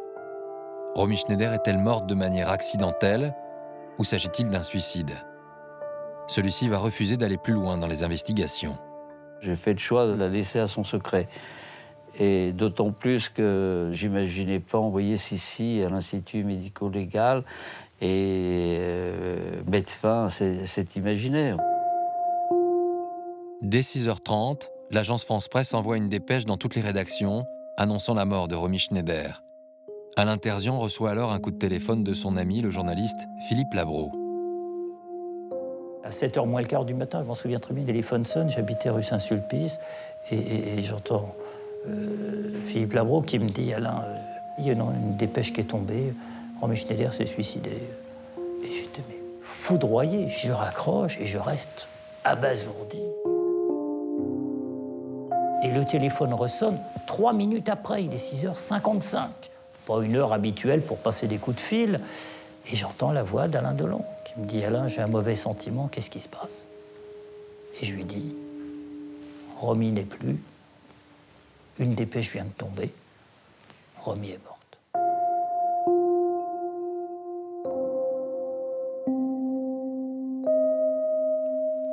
Avec sa voix très, très calme, il me dit « On y va. »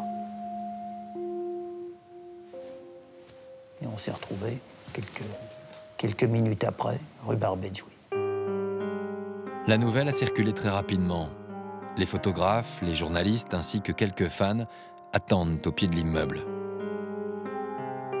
Alain Delon arrive donc accompagné d'Alain Terzian.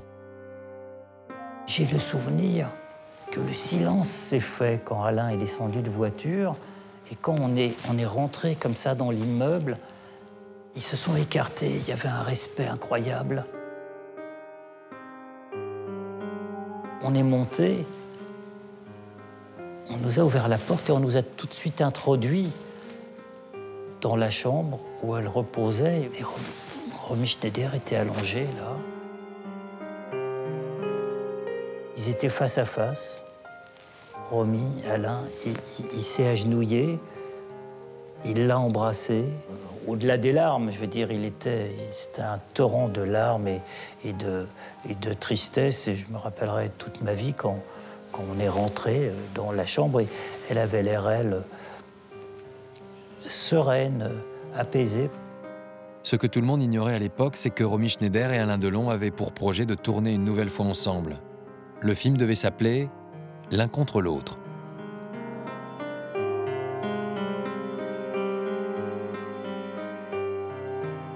Elle se faisait une joie de retourner avec Alain Delon.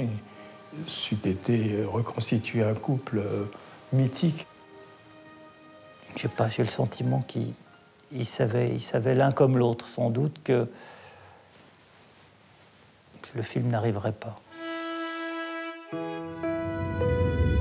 Le 2 juin 1982, le cercueil de Romy Schneider quitte l'appartement rue Barbet de Jouy. Alain Delon s'apprête à partir avec Alain Terzian vers Boissy-sans-Avoir, là où elle sera enterrée, là où elle souhaitait s'installer. Quand on s'est retrouvés devant la voiture pour partir à l'enterrement, il m'a dit « je ne vais pas y aller maintenant ». Et j'ai été moi-même un peu secoué parce que il l'avait sans doute durement réfléchi en lui-même. Et je n'ai pas posé de questions parce que j'ai compris que c'était des codes entre eux, que dans son esprit à lui, sans doute elle n'aurait pas voulu qu'il y soit avec tout le monde. Au même moment, le petit village des Yvelines est envahi par un public d'anonymes, de journalistes et de photographes. Tous les photographes, il y en avait des dizaines et des dizaines, tous les photographes avaient loué ou acheté dans un périmètre de 2 ou 3 kilomètres toutes les échelles possibles et inimaginables. C'était un château fort du Moyen-Âge assiégé, quoi. Mais à l'arrivée de la voiture transportant le corps de Romy Schneider, c'est le silence qui va prendre le dessus.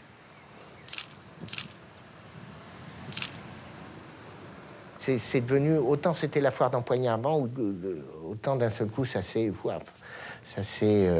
devenu très calme, très digne. C'était très digne. La famille de Romy présente ce jour-là se résume à Wolf, son frère. Il y a aussi bien sûr ses proches, ses amis qui sont venus lui rendre un dernier hommage.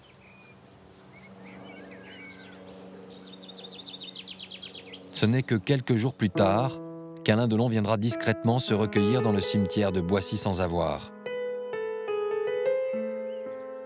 Il y découvre non pas le nom de Romy Schneider gravé sur le marbre, mais son vrai nom, Rose-Marie Albarretti. C'est elle qui avait toujours souhaité qu'il en soit ainsi. Tout comme pour un dernier choix, très symbolique également, au regard de toute son histoire. Romy était mise en bière avec une étoile de David accrochée autour du cou. Ce qui symbolise beaucoup de choses. Son engagement, son fils, tout ce qu'elle a perdu. En revanche, il y avait une personne qui était absente lors des obsèques. Une femme, une mère, qui survivra à sa fille. Magda Schneider ne disparaîtra que 14 ans plus tard.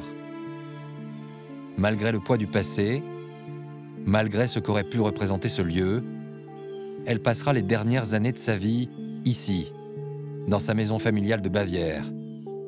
Ce chalet où Romy passa son enfance, le chalet de Berchtesgaden.